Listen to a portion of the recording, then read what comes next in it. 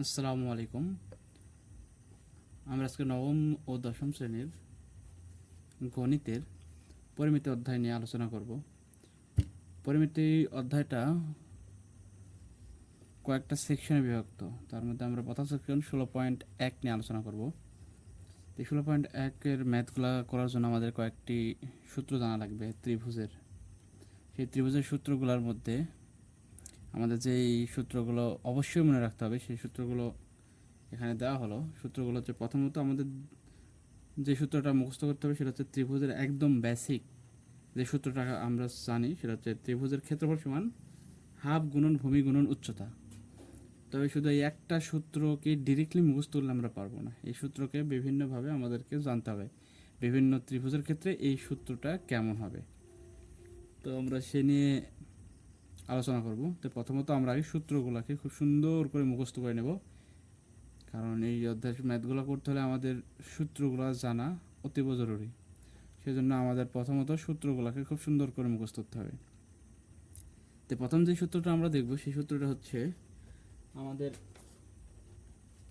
ত্রিভুজের ভূমি এবং উচ্চতা যদি দেওয়া থাকে তাহলে আমাদের ত্রিভুজের ক্ষেত্রফল নির্ণয় সূত্রটা কেমন হবে। তাহলে ত্রিভুজের ক্ষেত্রফল সমান আমরা প্রথমে হাফ দেব, তারপরে ভূমি দেব, তার সাথে উচ্চতা দেব, এই তিনটাকে গুণ করে ফেলব।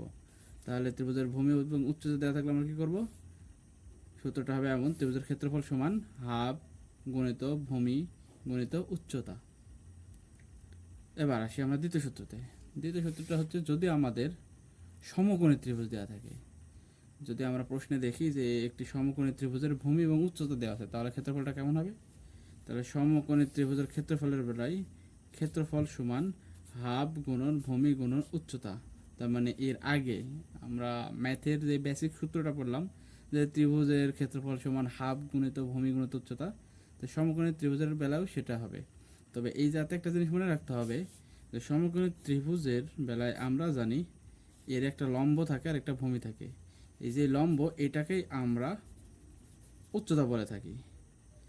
আর এই লম্ব উচ্চতা তখনই বলবো যখন আমাদের কোনটা ভূমি এটা ধরবো।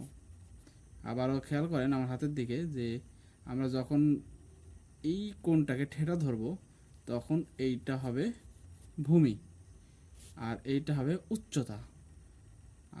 কিন্তু যদি আমাদের এইটা যদি ঠেটা হয় তাহলে কি হবে, তখন এটা আর উচ্চতা থাকবে না, আর এটা তখন ভূমি থাকবে না, তখন হয়ে যাবে আমাদের এইটা ভূমি আর এইটা হয়ে যাবে উচ্চতা। তাহলে আমরা সমকোণী ত্রিভুজের বেলায় ভূমি বা উচ্চতা কিভাবে বুঝবো, সেটা হচ্ছে যে আমরা দেখব যে আমাদের কোনটিকে ঠেটা ধরে নেওয়া হয়েছে। এটা যদি এ বি সি সমকোণী ত্রিভুজে কোণ বি সমান সমকোণ বলি, তাহলে কোণ সি কে ঠেটা ধরছে নাকি কোণ এ কে, সেটা ধরে আমরা ভূমি এবং উচ্চতাকে হিসাব করে ধরে নেব। আর তাহলে সেখান থেকে আমরা খুব সহজেই এই ক্ষেত্রফল সূত্রটা ইউজ করতে পারবো। দ্বিতীয় যে সূত্রটা আমাদেরকে দেখতে হবে সেটা হচ্ছে যে ত্রিভুজের দুই বাহু এবং এদের অন্তর্ভুক্ত কোণ যদি দেওয়া থাকে তাহলে সূত্রটা কেমন হবে। এক্ষেত্রে আমাদের সূত্রটা মনে রাখতে হবে যে এক্ষেত্রে ত্রিভুজের ক্ষেত্রফল হবে হাফ গুণিত সন্নিহিত বাহুদ্বয়। অর্থাৎ সন্নিহিত বাহুদ্বয় দ্বারা কি বোঝাচ্ছে, এখানে এ বি সি এই ত্রিভুজে মনে করি আমাদের এই বাহু এ বি বাহু এবং এসি বাহুর দৈর্ঘ্য দেওয়া আছে এবং এদের এই মধ্যবর্তী কোণটা দেওয়া আছে যেটাকে ঠেলা ধরলাম। তাহলে এক্ষেত্রে কী হবে, এই এ এবং বি এই বাহুটাকে আমরা কী বলছি সন্নিহিত বাহু, এবং কী করতে হবে এই এদের সাথে তাদের অন্তর্ভুক্ত কোণের সাইন অনুপাতকে কী করতে হবে গুণ করতে হবে। তার মানে কি এ এবং বি এর অন্তর্ভুক্ত কোণ কোনটা, এই যে কোণ এ, এই কোণ এ কে সাইন এ আকারে লিখে আমাদের বাকি মানের সাথে গুণ করে দিতে হবে। তাহলে আমরা পাবো ত্রিভুজের দুই বাহু এবং এদের অন্তর্ভুক্ত একটি কোণ দেওয়া থাকলে কাঙ্ক্ষিত সূত্রটি। সূত্রগুলো কেমন দেখেন তাহলে। তাহলে এক্ষেত্রে আমাদের ক্ষেত্রফল কী হবে, এই যে এ যেটা আমরা এটা ধরলাম এবং বি এটা ধরলাম, তাহলে এ বি এই দুইটা বাহুর অন্তর্ভুক্ত কোণ কোণটা, এই যে বড় হাতের এ যেটাকে বি এ সি, এই কোণটা হচ্ছে এদের অন্তর্ভুক্ত কোণ। এর সাইনের সাথে বা সাইন অনুপাতের সাথে আমরা কি করব, আমরা জানি যে সাইনের অনুপাত 6টি। মানে সাইনের অনুপাত না, ঠিক সেটা হবে যে আমাদের ত্রিকোণমিতিক অনুপাত 6টি। ত্রিকোণমিতিক 6টি, সেগুলো কি কি? সাইন, কজ, ট্যান, কট, সেক, কসেক। তা আমাদের এই সূত্রে কি ইউজ হবে? সাইন ইউজ হবে। তাহলে যে এ নিলাম, বি নিলাম এবং বি এ সি এর সাইন অনুপাতের সাথে গুণ করে দিলাম, দিয়ে আমরা ত্রিভুজের ক্ষেত্রফলটা বের করলাম। কিন্তু যদি আমাদের এ আর বি না দেওয়া থাকে, যে এ আর সি যদি দেওয়া থাকে, কি বললাম আবারও বুঝুন, যে এবার বললাম যে আমাদের এ বি দেওয়া নেই কিন্তু এ এবং সি দেওয়া আছে, তাহলে কি হবে? তাহলে আমরা কি করব? হাফ গুণন, এই যে হাফ গুণন এ এ সি সি এবং এদের মধ্যবর্তী কোণ এ সি বি, এটা আমি সংক্ষেপে সি লিখেছি। এটাকে আমরা এভাবে সুন্দর করে লিখতে পারি, আবার ডিরেক্টলি এভাবেও দিলেও দিতে পারি। এবার যদি আমাদের এটা না দিয়ে থাকে, যদি বি আর সি বাহু দেওয়া থাকে, তাহলে কেমন হবে? তাহলে খেয়াল করুন, হাফ গুণিত, কারণ হাফ আমাদের ত্রিভুজের ক্ষেত্রফল নির্ণয় ক্ষেত্রে হাফটা থাকছে, তাহলে দেখুন যে হাফ গুণিত অপর যে দুইটা বাহু, সন্নিহিত যে দুইটা বাহু, এই দুইটার গুণফল। তাহলে হাফ গুণিত বি সি এবং এদের অন্তর্ভুক্ত কোণ এ বি সি, এই যে কোণ, যেটাকে আমরা বি ধরে নিচ্ছি শুধু, কারণ এ বি সি যে কোণকে নির্দেশ করে, বি দ্বারা শুধু আমরা ওই একটা কোণকেও রিপ্রেজেন্ট করতে পারি। তাহলে আমরা দেখলাম যে ত্রিভুজের দুইটি বাহু এবং এদের অন্তর্ভুক্ত কোণ দেওয়া থাকলে কি হবে? হাফ গণিত সন্নিহিত বাহুদ্বয়, সন্নিহিত বাহুদ্বয়ের গুণফল গণিত তাদের অন্তর্ভুক্ত কোণের সাইনের অনুপাতের মান, বা সাইনের অনুপাতের যেই আমরা ভ্যালুটা পাবো সেটাকে গুণ করে দিলে আমরা কী পাবো? আমাদের কাঙ্ক্ষিত ত্রিভুজের ক্ষেত্রফল পেয়ে যাব। এবার আসি, আমাদের যদি ত্রিভুজের 3 বাহু দেওয়া থাকে, ত্রিভুজের 3 বাহু যদি দেওয়া থাকে, তাহলে আমাদের একটু কষ্ট করে একটু বেশি সূত্র মনে রাখতে হবে, মানে কয়েকটা বিশেষ বিষয়গুলো মনে রাখতে হবে। ত্রিভুজের 3টি বাহু যদি দেওয়া থাকে, তাহলে আমাদের ত্রিভুজের পরিসীমা আগে বের করে নিতে হবে। ত্রিভুজের পরিসীমাকে আমাদের 2h দ্বারা প্রকাশ করা হয়, আর পরিসীমা মানে একটি ত্রিভুজের 3 বাহুর সমষ্টি। তাহলে কোনো একটি ত্রিভুজ, তাহলে চতুর্ভুজও কী হবে? তাহলে 4 বাহুর সমষ্টি। আর বৃত্তের ক্ষেত্রে কী হবে? তার পরিধি, যেটাকে আমরা পরিসীমা বলি। তাহলে পরিসীমাটা হচ্ছে এই যে কোনো ত্রিভুজের 3 বাহুর সমষ্টি, আর এটাকে আমরা 2h দ্বারা প্রকাশ করি। কিন্তু আমাদের ক্ষেত্রফল নির্ণয়ের ক্ষেত্রে সরাসরি পরিসীমা ইউজ করব না, আমরা অর্ধ পরিসীমা ইউজ করব। তাই আমরা 2h থেকে 2টাকে সমানের ওই পাশে পার করে দিলে, এই পাশে যেহেতু গুণ আছে, ওই পাশে গেলে কী হবে? ভাগ চিহ্ন হবে। তাহলে আমাদের অর্ধ পরিসীমা কী হবে? s equal a plus B plus C ভাগ 2। তাহলে আমরা এখান থেকে অর্ধ পরিসীমা পেয়ে গেলাম। অর্ধ পরিসীমা যদি পেয়ে যাই, তাহলে আমরা এবার ত্রিভুজের ক্ষেত্রফল নির্ণয় খুব সহজে করতে পারবো। তাহলে আমাদের 3টি বাহু দেওয়া থাকলে প্রথম কাজ হবে কি? আমাদের এই অর্ধ পরিসীমাটা বের করে নাও।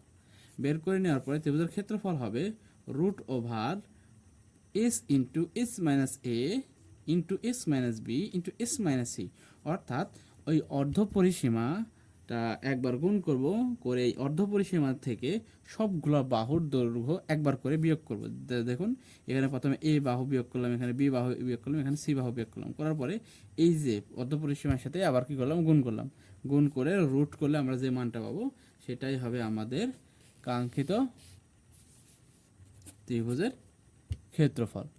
এবার আসুন আমরা সমবাহু ত্রিভুজের ক্ষেত্রে সূত্রটা দেখব। সমবাহু ত্রিভুজের ক্ষেত্রে আমাদের উচ্চতা নির্ণয় এবং ক্ষেত্রফল নির্ণয় আসে। উচ্চতা নির্ণয়ের ক্ষেত্রে কি হবে? ধরুন সমবাহু ত্রিভুজের ক্ষেত্রে আমরা জানি সমবাহু ত্রিভুজ কাকে বলে? যে ত্রিভুজের 3টি বাহু সমান, অর্থাৎ এই 3টা বাহুই কি হবে? সমান। তাহলে এটাকে যদি আমরা এ ধরে নিই, তাহলে এর উচ্চতাটা কি? ঠিক এর মধ্যমা বরাবর অঙ্কিত অভিলম্বটাই কি হবে? এর সমবাহু ত্রিভুজের উচ্চতা। তাহলে এটাকে যদি এইচ দ্বারা রূপান্তর মানে রিপ্রেজেন্ট করি, তাহলে এই এইচটা হবে √3/2, √3/2 ইন্টু এর যে কোনো একটি বাহুর দৈর্ঘ্য। আমরা যদি বাহুর দৈর্ঘ্য এ ধরি, তাহলে এই সূত্রটা হবে √3/2 এ, এটা উচ্চতা। আবার এখান থেকে আমাদের ক্ষেত্রফল নির্ণয়টাও আসে। তাহলে সমবাহু ত্রিভুজের ক্ষেত্রফল নির্ণয়ের সূত্রটা কী হবে? √3/4 a স্কোয়ার। তাহলে সমবাহু ত্রিভুজের ক্ষেত্রে আমাদের দুইভাবে আসতে পারে, কীভাবে দিতে পারে? হয়তো বা উচ্চতা নির্ণয় করতে বলবে, না হলে আমাদের ক্ষেত্রফল নির্ণয় করতে বলবে। যদি উচ্চতা নির্ণয় করতে বলে তাহলে আমরা কি সূত্র ইউজ করব, √3/2a। আর ক্ষেত্রফল নির্ণয় করতে বললে আমরা কি ব্যবহার করব, √3/4a², যেখানে a হচ্ছে সমবাহু ত্রিভুজের যে কোনো এক বাহুর দৈর্ঘ্য। আর সমবাহু ত্রিভুজের ক্ষেত্রে 3 বাহু সমান থাকে, তাই আমরা এখানে শুধু বাহুর যে কোনো একটি বাহুকে যদি এ দ্বারা রিপ্রেজেন্ট করি তাহলে সবগুলো বাহুকেই আমাদের এ বোঝাবে, তাই আমরা শুধু এখানে যে কোনো একটি বাহু এ ধরে নিলাম। আর এখানে আপনারা চাইলে যে কোনো কিছু ধরতে পারেন বাহুর দৈর্ঘ্য, আমি এ ধরেছি তাহলে সবগুলো এ হবে, যদি আপনারা যদি এক্স ধরেন তাহলে সবগুলো এক্স ধরবে। এটা টোটালি আপনাদের উপর ডিপেন্ড করছে যে আপনারা আসলে কি ধরে নেবেন।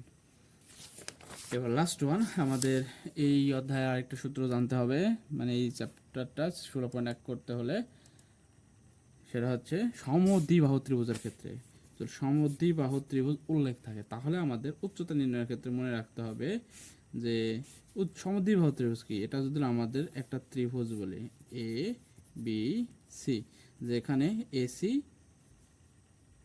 এসি এবং এবি এই দুই বাহু সমান কিন্তু বেশি সমান নয় ওই দুইটা, তাহলে এর যে মধ্যমাটা এটাকে আমরা উচ্চতা বলবো। এই উচ্চতাটা কি হবে, এইচ ইকাল টু হাফ গুণিত উচ্চতা এইচ ইকাল টু হাফ গুণিত √4a² মাইনাস b²। আর এক্ষেত্রে যদি ক্ষেত্রফল নির্ণয় করতে চাই তাহলে মনে রাখতে হবে যে b/4 √4a² মাইনাস b², এটা হচ্ছে আমাদের সমদ্বিবাহু ত্রিভুজের ক্ষেত্রে উচ্চতা এবং ক্ষেত্রফল নির্ণয় সূত্র। তো এখানে আমাদের আরেকটা বিষয় যেটা মনে রাখতে হবে সেটা হচ্ছে আমাদের এই অধ্যায়ে এই সূত্রগুলো ছাড়াও আমাদের আরও কিছু কিছু সূত্র জানা লাগবে। তো ওই সূত্রগুলো আমরা যখন যে ম্যাথ করব তখন সেই ম্যাথ অনুযায়ী আমরা সূত্রগুলোকে প্র্যাকটিস করব এবং লিখে রাখব। তবে আপনাদের সকলের কাছে আমার অনুরোধ, আপনারা এই অধ্যায়ের ম্যাথগুলা করতে চাইলে প্রথমত 16.1-এর জন্য এই যে সূত্রগুলো আমি প্রথমত দিলাম এই সূত্রগুলো সুন্দর করে মুখস্থ করে ফেলুন, কারণ এই সূত্রগুলো যদি আপনাদের মনে না থাকে তাহলে আপনারা এই অধ্যায়ের ম্যাথগুলা ভালোভাবে করতে পারবেন না। আপনাকে অঙ্ক করতে হবে, আবার সূত্র দেখতে হবে, আবার অঙ্ক করতে হবে, আবার সূত্র দেখতে হবে। তে আমরা প্রথমত কাজ করব কি, এই অধ্যায় করার আগে এই যে সূত্রগুলো দিলাম এগুলো দয়া করে সকলেই মুখস্থ করে ফেলুন, তাহলে এটা আপনাদের জন্য ম্যাথ করতে খুবই হেল্পফুল হবে। তো আমরা দ্বিতীয় পার্টে এই অধ্যায়ের ম্যাথ প্র্যাকটিস শুরু করব। তো এ ছিল আমাদের লেকচার 1। এই লেকচার 1-এ আমরা সূত্র নিয়ে আলোচনা করলাম। লেকচার 2-তে আমরা অনুশীলনীর ম্যাথ নিয়ে আলোচনা শুরু করব। সেই পর্যন্ত সকলের প্রতি আহ্বান রইল আমাদের চ্যানেলটিকে লাইক অ্যান্ড কমেন্ট করে দেবেন এবং ফলো বাটনে অবশ্যই ক্লিক করবেন। সকলে ভালো থাকবেন, সুস্থ থাকবেন। আসসালামু আলাইকুম।